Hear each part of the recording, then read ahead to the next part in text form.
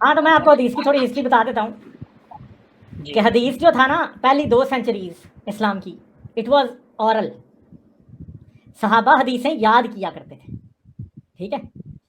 اصحاب صوفہ قرآن ہی نہیں یاد کیا کرتے تھے, حدیثیں بھی یاد کیا کرتے تھے جو ان کی ٹریڈیشن کے مطابق ہے. حدیثیں اصل میں یہ لکھنے کا جو رواج ہے یہ بہت بعد میں آیا, ایٹ لیسٹ بھی 1.5 صدی بعد آیا رسول اللہ کی وفات کے, یا 150 ہجری کے بعد یہ کام عباسیوں کے دور میں شروع ہوا ہے. حدیثوں پر آتے ہیں.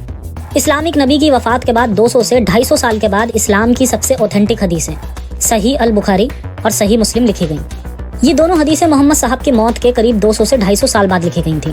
کیا حدیثیں سچ میں آپ صلی اللہ علیہ وسلم کی وفات سے تقریباً 250 سال بعد لکھی گئی تھی؟ دیکھیں گے آج کی ویڈیو میں جیسے ملحد کلیم کرتے ہیں. اور کیا اس سے پہلے کوئی حدیث لکھی نہیں گئی تھی, صرف لوگ زبانی یاد کرتے تھے؟ دیکھیں گے آج کی ویڈیو میں. اور کیا آپ صلی اللہ علیہ وسلم کے دور میں کوئی حدیث لکھی نہیں گئی تھی اور آپ صلی اللہ علیہ وسلم نے حدیث لکھنے سے منع فرما دیا تھا؟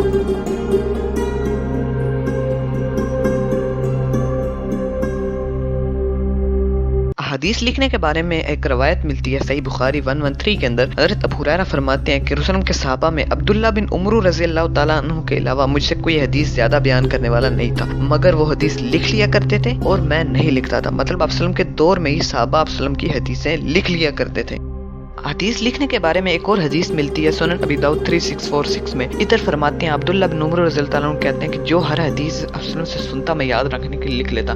تو قریش کے لوگوں نے مجھے لکھنے سے منع کر دیا, تو میں آپ صلی اللہ علیہ وسلم کو جب اس بات کا معلوم ہوا تو آپ صلی اللہ علیہ وسلم نے کہا لکھا کرو. تیسری حدیث ہمیں سنن ابی داؤد 3649 میں ملتی ہے. ابو ہریرہ رضی اللہ عنہ کہتے ہیں جب فتح مکہ ہوا تو آپ صلی اللہ علیہ وسلم نے کھڑے ہو کے خطبہ دیا, تو ایک یمنی شخص کھڑا ہوا جسے ابو شاہ کہا جاتا تھا. اس نے عرض کیا یا رسول اللہ میرے لیے خطبہ لکھ دیجیے. آپ صلی اللہ علیہ وسلم نے فرمایا ابو شاہ کے لیے خطبہ لکھ دو, یعنی اس وقت بھی آپ صلی اللہ علیہ وسلم کی باتیں لکھی جاتی تھی.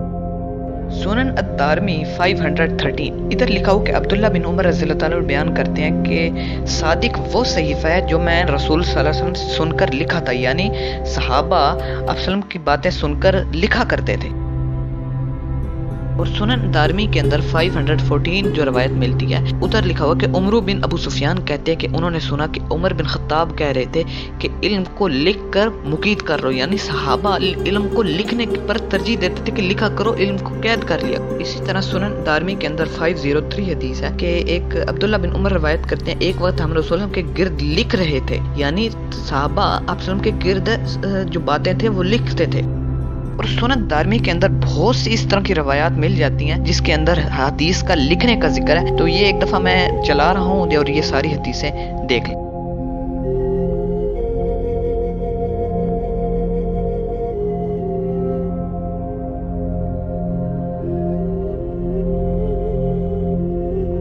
اور یہ جو منکرین حدیث اور ملحدین ہیں یہ ایک صحیح مسلم کی ایک حدیث پیش کرتے ہیں جس میں آپ صلی اللہ علیہ وسلم نے فرمایا قرآن کے سوا میرے ساتھ کچھ نہ لکھا کرو. اور اس حدیث کے بارے میں محدثین کا اجماع ہے کہ یہ حدیث منسوخ ہو چکی تھی. آپ صلی اللہ علیہ وسلم نے پہلے یہ کہا تھا کہ نہ لکھا کرو, پھر آپ صلی اللہ علیہ وسلم نے حکم دے دیا تھا کہ جو حدیثیں ہیں وہ لکھ لیا کرو. اور یہی موقف شیخ زبیر الزئی اور ابن حبان رحمۃ اللہ علیہ کا بھی تھا.